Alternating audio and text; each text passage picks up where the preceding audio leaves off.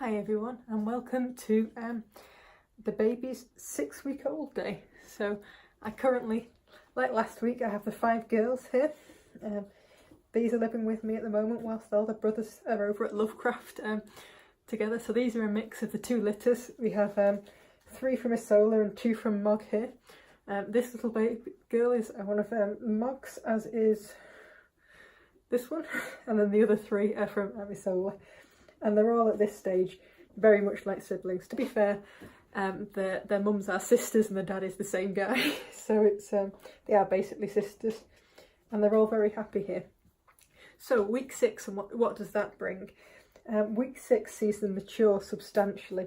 I mean, if you look at them now versus the shape they were even last week, they are properly starting to look like little rats now. You can actually see a lot more of their physical type, their coats maturing. So you can actually see the colours better. You can even see a bit of warmth coming through on this little Dumbo here. They're basically looking much more structurally like they will do as adults. And it's actually, if you're selecting for type, it's a very good age to start looking at them. I find between about 6 and maybe 8 weeks, they're normally at their best for choosing physical type for rats. And I'll talk a little bit about that later. In fact, at some point I might do a separate video on it because it's quite an important topic if you're a breeder.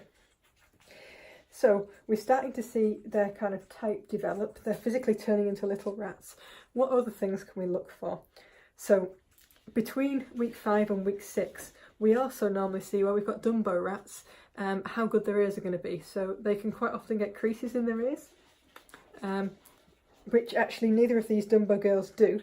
But don't really look at your Dumbo ears until around about this time. So she's a very good example. She's got lovely uncreased ears, and actually so has Mini Diddy. So both of these are very good. So at this stage I know they're not really going to get any other creases unless they get in an accident in introductions and get their ears kind of torn, which hopefully won't happen.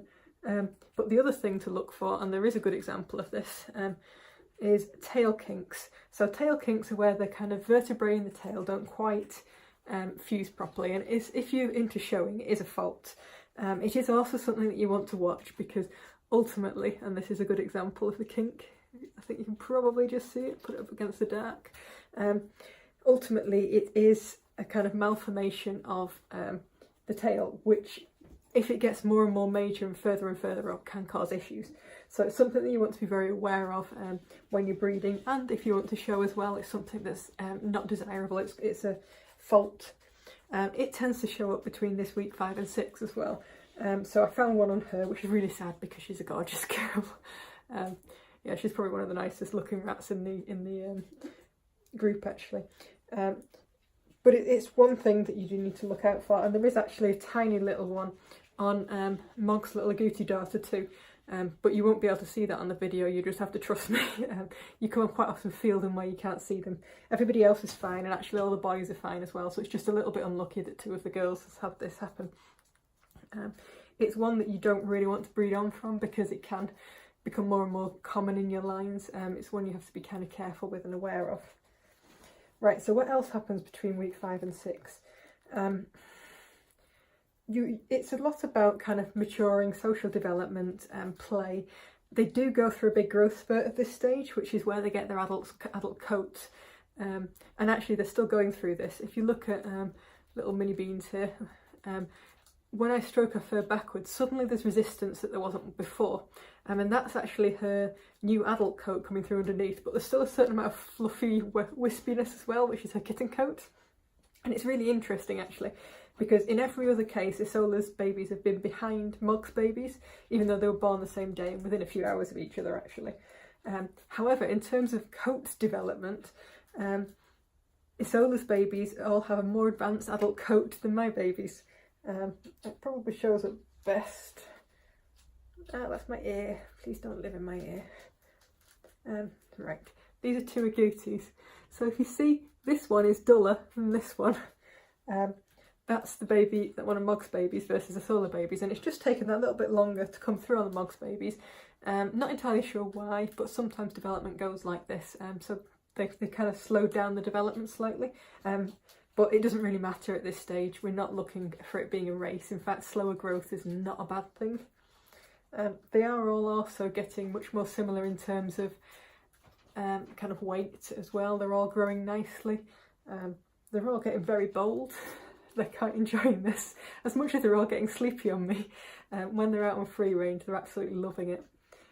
So socialisation, what do I do a lot of things with this week? So much like the last few weeks, it's kind of more of the same, more intense. I do a lot of kind of free range. They've met new people. They had a visitor a couple of days ago, didn't you, which you very much liked. I expose them to lots of noises, much like I've done before. Oh, one thing I haven't mentioned before, but I do through the stages, I'm constantly putting my fingers through the bars, and this helps teach them to not just bite anything that comes through, but to expect it, sniff it, find it interesting. I don't feed them treats through the bars, they just get my fingers, and they're all very good and will quite often kind of have a good sniff and investigate my fingers. There's also a kind of, I try and mix up playtime a little bit at this stage. So what I've managed to do with my free range, which is on a work surface, there's part of it, if I clear it, I can sit on and free range with them, so then they can run on and off me, and interact with me in a much more natural way than, like here at the moment, they're not giving much choice but to kind of stick on me. Not that they mind too much from the look of it, they seem quite content, but the idea that they can free range and have a choice about interacting with me, and actually they very quickly learn that I'm quite fun to be around. I play with them when they come on me. Sometimes I give them treats, but mostly it's just play actually, and fuss and attention, but not forcing them to be on me. And that's quite important because it teaches them that they've got an element of choice with people, and very quickly they'll learn to like me. And if they're a bit kind of slow on the kind of interacting with me, I just stick one of my adults, in this case it's normally Mog, because Mog wants to visit her babies. Apparently she's not fed up with them, though she does not want to live with them, but she likes to visit them occasionally. But as soon as they see how much my adult girls love me, they're all over me. It's like, oh, what's this amazing thing, this amazing game? And as you can see, it's made them very kind of human friendly and focused and attentive. I also do a lot of just picking them up and putting them down. That is my mouth. Yes, that's my ear. You can see they're quite forward. But just like picking them up for a few seconds, putting them down, making sure they feel secure when I'm doing it. This isn't to kind of make them think that they have no choice in the matter, but it's just to kind of familiarise them with that kind of human interaction. Yes, that's my face. It really isn't a climbing frame. No, it's not. And it's just kind of familiarisation. All of this with the rats is just getting them used to certain things happening. What I do sometimes as well is, come here, just kind of feel over their feet and their paws, and then kind of full body strokes, much like I would do with an adult. And I'm not really health checking them at this stage, because they really don't need it. But what I am doing is getting them used to the idea that at some point I will, and at some point I will trim their nails and I'll stroke them all over, and I'll give them fuss. I know we need to do. I love you. She's staying, by the way. But yes, it's very much kind of letting them learn that humans are kind of part of their life, and sometimes we'll be annoying and make them do things like stay still when they don't want to, but sometimes we can be really, really interesting too. And that's a very important lesson to teach them. It helps them kind of settle into the life as pets and enjoy things like this when they perhaps can't run around and explore, but instead, that's my mouth, yes, instead they can explore you. One thing I will say actually with the mouth thing, rats are naturally drawn to your mouth. It's full of interesting smelling things like the things you last ate. I would try to discourage them from getting in there gently. I mean, you saw I didn't make a big fuss, but I did move them away from it. And that's mostly because it's not particularly hygienic for them to be going in and out of your mouth, as much as people might think it's cute and fun for videos and the idea of rodentistry is great. Just bear in mind, rats do eat their own poo. This is a perfectly natural thing for them. However, personally, I don't really want to eat their poo too, so we don't share these things. And they also lick up each other's urine to kind of get an extra scent. So it's just worth bearing in mind when you encourage them to go in and out of your mouth, you are sharing a lot of things with them, not just licks. So I don't mind them kind of licking my face, my hands. I don't like them putting their nose in my ear, but that's purely down to tickliness. That's not down to anything else. But I do draw the line at getting inside my mouth, and I try and teach the babies that just to respect boundaries a little bit when it comes to that. It's not to say you can't have a very affectionate kind of relationship with them, and they're actually being really affectionate today. They're not normally this cuddly with me, but it's definitely something that kind of you work on. And this is an important time. spending time with them in different ways. So the free ranging is brilliant, it teaches them to explore, teaches them new things, but spending time with them just like this, where they've got you and you can have a cuddle and a stroke and a fuss, and they can see that humans bring pleasure in a different way as well. It's just great for them, and it's lovely for you as well. And to be fair, it's easier with there only being 5 of them. If I've got a lot of babies, what I might do is just take a small number of them out at a time.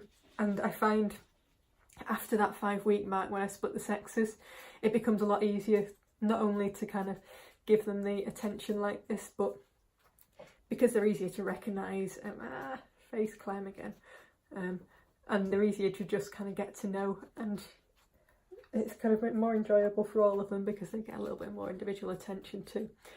And this is actually partly why I don't dread when it comes to homing time, because they actually clearly love the individual attention, and there's only so much of me to go around. And with 5 it's not too bad. When I have litters of 10, 13, or like several litters at once, yeah, trouble. Then it becomes a lot harder, and they get so much out of it. So at this stage I know full well that in a week or 2 I will be significantly down on the number of my baby rats, and that will be fine, because they will enjoy their new homes. They're already getting ready for them now, little cheeky, bold little things, or sleepy little things as they are today. Yes, that's my eyeball. But yes, you can definitely see how they're growing. In terms of kind of housing wise, I've given them another cage clean out. You may have seen one of my previous videos, I've just given them the first naturalistic setup. They've got a digging box in the cage now. That isn't a must by any means. Mine enjoy digging boxes, so I like to put in something for them as babies as well. And they'd had it on free range for a bit and made a lovely mess and had great fun with it, so I thought they'd enjoy it in the cage. And they make a lovely mess in the cage as well, but I know they're enjoying it. But other than that, habitat wise, I've made it a little bit more open because they're quite agile now. I don't have to worry about them falling, but it's still kind of an active, interactive cage with lots for them to do. Feeding wise, they're on similar to what they've had before. I've actually slightly slowed down the amount of extra protein, partly because of less of them, and partly because I'm kind of judging it by how they feel, and they don't feel like they need as much at the moment. And I'll tell you what you need to look out for that actually.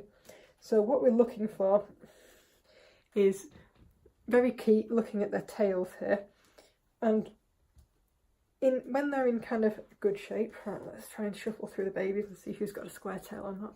So this is a very good, very rounded baby tail.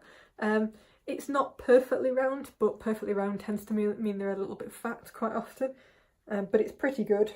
Yours is good too. I won't be able to find one now that's a little bit square as demonstration purposes. I suppose hers is a bit, yes, probably she's the best. So square edge to a tail. I don't know if you can just see that, but I will post a better photo up alongside. They're all pretty good to be honest at the moment because I'm kind of giving them plenty. But you'll just see that the cross section of the tail, rather than being kind of round, let's try and make a round shape with my hands, actually has slight kind of corners to it. A real square tail, you properly see corners to the cross section, and it's very, very narrow at the base. These babies, as long as they've been well fed, will tend to look slightly square edged, so you might see sides on it a little bit and maybe the slight hint of a corner. These are all pretty good, as I've mentioned, and you're also looking for kind of tufty fur at the bottom. And in the hand, these all feel quite like solid. They've got a decent amount of weight to them and some muscle too. You may notice that some end up feeling quite bony and lightweight. That's just saying that they need a little bit more food, a little bit more protein in particular, because they grow so fast at this age that they do quite often need it, but they'll grow in spurts. But these are all doing fairly well, so I'm not giving them a lot of extras. I think I've given probably about 3 wet meals in the past week, whereas the week before I was giving it every day, just kind of relatively, and they were still getting the odd feed off mum then. These do not kind of miss their mum. They've not shown any kind of sign of feeling stressed. What you can find is the first couple of days after you split them off mum, they get a little bit nervous and jumpy. Where I can, I quite like to have the mum free range for like the odd session with them, or even visit them in the cage. These have just been free range because they've really not bothered. So they've had like maybe a couple of sessions where mum's joined them for free range when she's not been causing trouble herself. and that works quite well. Just reassures them that all is well in the world. They haven't fully lost mum, they've just got a bit independent. You sometimes find the boys take it worse than the girls, and sometimes it's the other way around. It's very much a kind of see how things go and judge it by the rats.